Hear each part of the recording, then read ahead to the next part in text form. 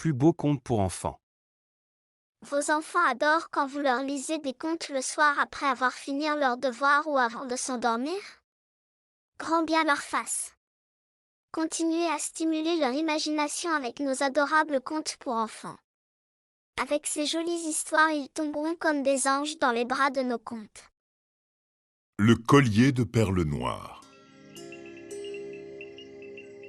Il était une fois une jeune fille très belle qui s'appelait Ina.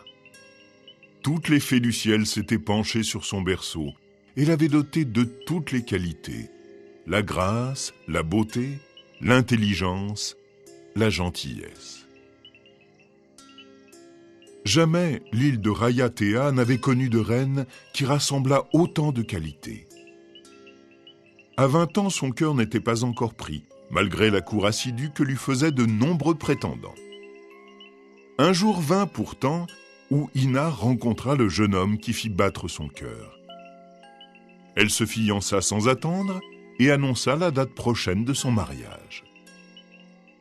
En gage d'amour, le fiancé, très épris, lui offrit le cadeau le plus extraordinaire qui n'avait d'égal que les sentiments très purs qu'il lui portait. En découvrant son présent, Ina fut émerveillée. Ni tout l'or de son palais, ni les diamants de sa couronne, ni la splendeur de ses maisons n'égalaient une telle merveille. De toute la Polynésie, nul pêcheur n'avait jamais imaginé que des perles d'une telle taille, d'une telle perfection, puissent exister. Noires, elles étincelaient de 1000 éclats au cou de la reine, qui jura de ne jamais plus se séparer de ce collier que tout l'or du monde n'aurait pu lui arracher.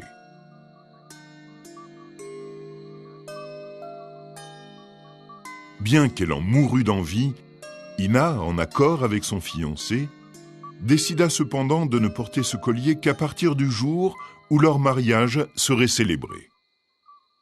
En attendant, ce collier inestimable serait gardé par des hommes en armes, qui le veilleraient jour et nuit. Un jour, alors que Ina donnait audience à ses sujets, elle refusa la requête d'un homme, comme cela arrivait lorsque la demande ne lui paraissait pas justifiée. Or cet homme n'était autre que Hiro, le roi des voleurs. Après avoir été un prétendant éconduit de la jeune reine, Hiro subissait ici un second affront qu'il ne put supporter. Se sentant humilié, sa jalousie se transforma rapidement en haine, et Hiro résolut de se venger en s'attaquant à ce que la reine avait de plus cher, son collier de perles. Maître en matière de vol, après avoir déjoué tous les pièges et trompé la surveillance des gardes armés, il parvint par 1000 ruses à s'emparer du précieux bijou.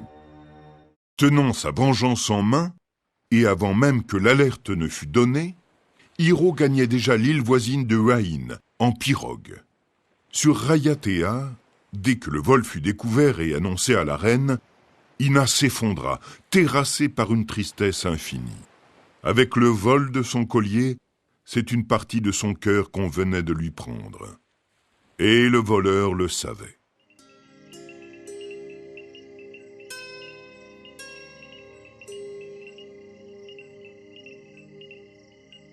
Aussitôt, elle devina qui se cachait derrière ce méfait. Il n'y avait sur terre qu'une seule personne aussi audacieuse et capable de braver la surveillance de la garde royale. C'était bien sûr le terrible Hiro, le roi des voleurs. Sans plus tarder, Ina prit les recherches en main et décida de lancer aux trousses du malfaiteur le plus impressionnant de ses molosses, une bête dont la force et le flair extraordinaire n'avaient d'égal que son imposante stature. Immédiatement, le superbe animal se dirigea vers le bord de l'eau, pointant déjà le museau en direction de Wayne. Sur cette île, Hiro se croyait à l'abri. Dès son arrivée, il avait dissimulé son prestigieux butin sous une pierre, d'un poids impressionnant. À cet endroit, pensa-t-il, nul ne saura jamais débusquer mon butin.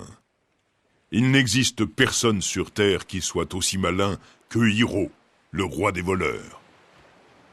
Mais déjà s'approchait des rives de Wain le molosse de la reine.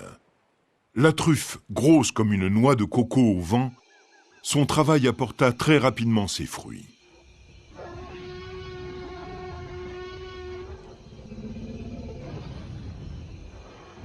Fuyant dans la montagne où se tenait son repère, Hiro était loin de se douter d'une conclusion aussi rapide. Le molosse s'arrêta à l'endroit même où Hiro avait dissimulé le précieux collier, et, comme pour marquer le lieu précis où se cachait le trésor, il posa sa lourde patte sur la pierre. Une fois la pierre soulevée, Ina reprit son collier et épousa, comme il se doit, son fiancé bien-aimé. Depuis ce jour, on peut voir sur l'île de Wain l'empreinte d'une patte d'un animal de taille impressionnante gravée dans cette roche bien connue.